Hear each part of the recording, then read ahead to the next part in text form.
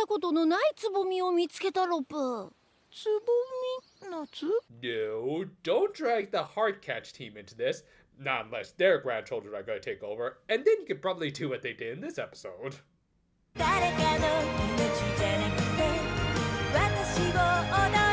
We opened the second episode right off with syrup all of a sudden. Yeah, no re-establishing Shah of Palmyra Kingdom or anything, just the OG bird boy, who, yeah, am I the only one who thinks he sounds just a little bit off?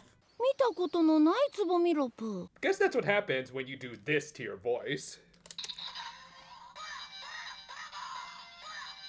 Yes, that is Romy Park's voice. Anyway, some new mysterious flowers are developing that I'm sure won't lead to anything iffy later. We then cut back to our ex-superheroines boozy it up, and I'll give Nozomi this, she at least has the best taste amongst her friends. 私はウーロン茶で。 And now my suspension of disbelief has been broken. I mean, come on, a doctor who doesn't pack it away during the era of COVID. I mean, yeah, she says that it's because she's always on call, but really, that should just give her more reason to want to get wasted. My sister is a doctor, and I've seen her pack it away. But yeah, on that note, everyone revealed what they were up to. Not too surprisingly, at least based on how she was dressed, Kurumi was a secretary, Komachi said she was a novelist, and Aurora had of course become an actress, and am I the only one who thought her director was gonna turn out to be Belle? I mean, they still could do that twist, even though they both have different VAs. Also, Kurumi clarified that she was only a temp secretary, as it was more job training for her real gig in caretaking for Coco and Nuts. ここ。 And I'm not gonna be on X for a while. Not as though I was on it all that often anyways. Anyway, after briefly establishing that Coco at least wouldn't be around for a little while, the Otona Cures were getting so wasted that Rin started to talk to herself again. 店長ハイボール2つ。はよ。 Also, Komachi is way too into drunk Rin. I mean, if you're the one who wants to get her an Uber, then that's on you. Anyway, they ended the night establishing a social group, which of course they just called the Precure, which I'd imagine is going to get a lot more crowded soon. Cutting over to the next day, we learned that Komachi was still living with her parents. Nothing wrong with that, especially since she was helping out at their shop, but more so when it was revealed that she's just a regular Brian Griffin. How you coming on that novel you're working on? Huh? Got a big stack of papers there? Got a nice little story you're working on there? A big novel? And not too surprisingly, especially after Nozomi and Rin stuff from the last episode, this started a whole chain of misfortunes for our leads, with Kain having to deal with some understandably depressed patients, and Ura having some creative issues with her director. 何も伝わってこないし、響いてこない。一度。あなた外れてちょうだい。 Oh well, he could always go back to voicing Killua, just as soon as another author gets over his writer's block.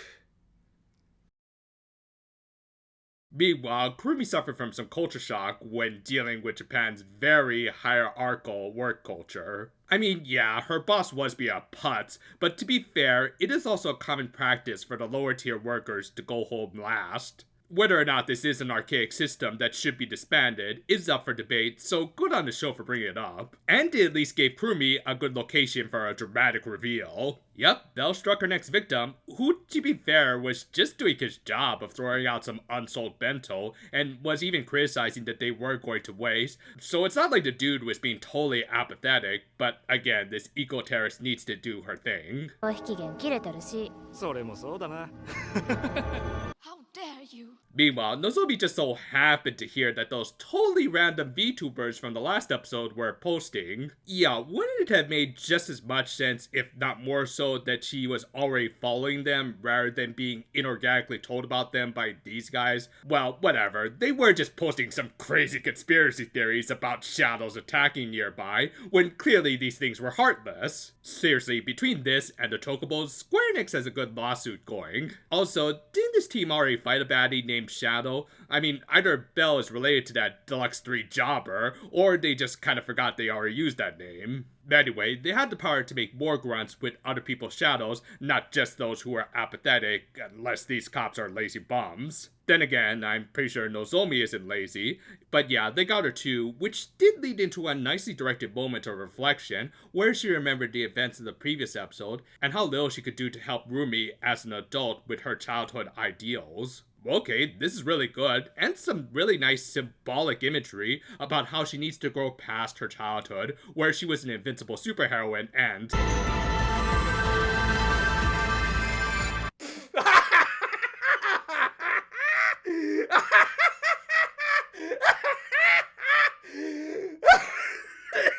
Yeah, I'm not kidding. That was my genuine reaction to the show point freaking age regression, just so that they could maintain this brand's image. I mean, for God's sake, they even brought back Nozomi's old pre-HD stock animations, which really stick out when it led to some heavy aliasing on the butterflies. And okay, I'll admit when I was wrong when I said I wasn't expecting them to transform in this show, but I'll still maintain my opinion that it would have been better if they hadn't transformed at all, especially if it was going to just lead to this anyway.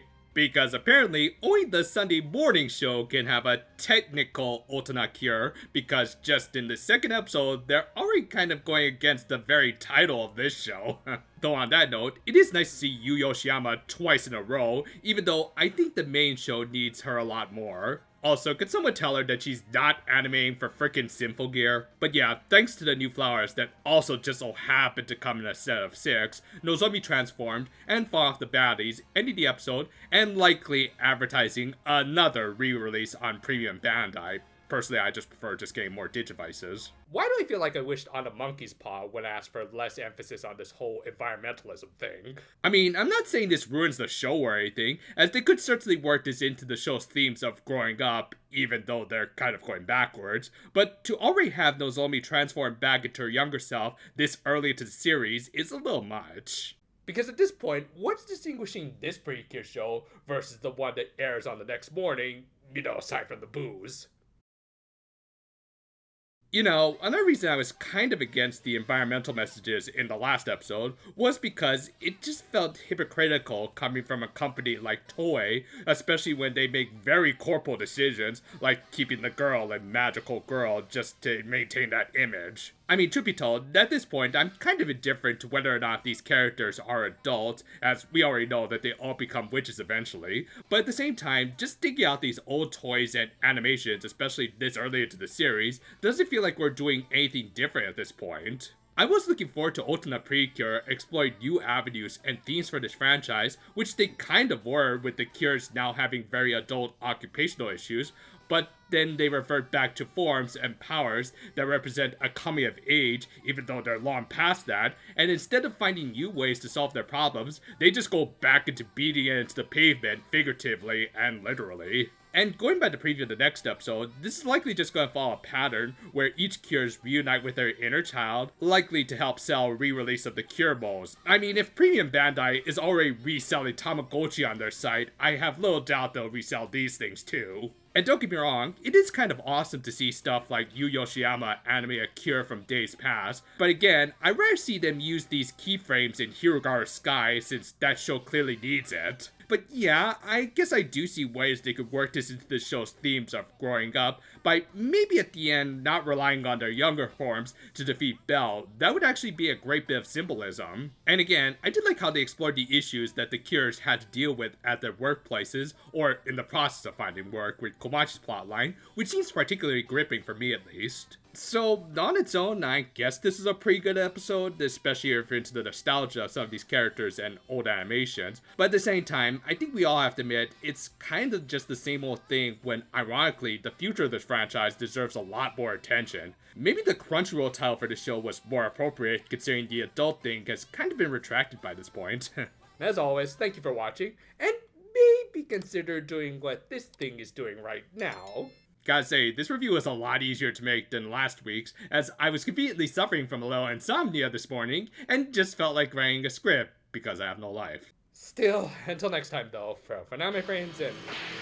Oh, my writing's here. Gotta get that G16 shot before inflation hits.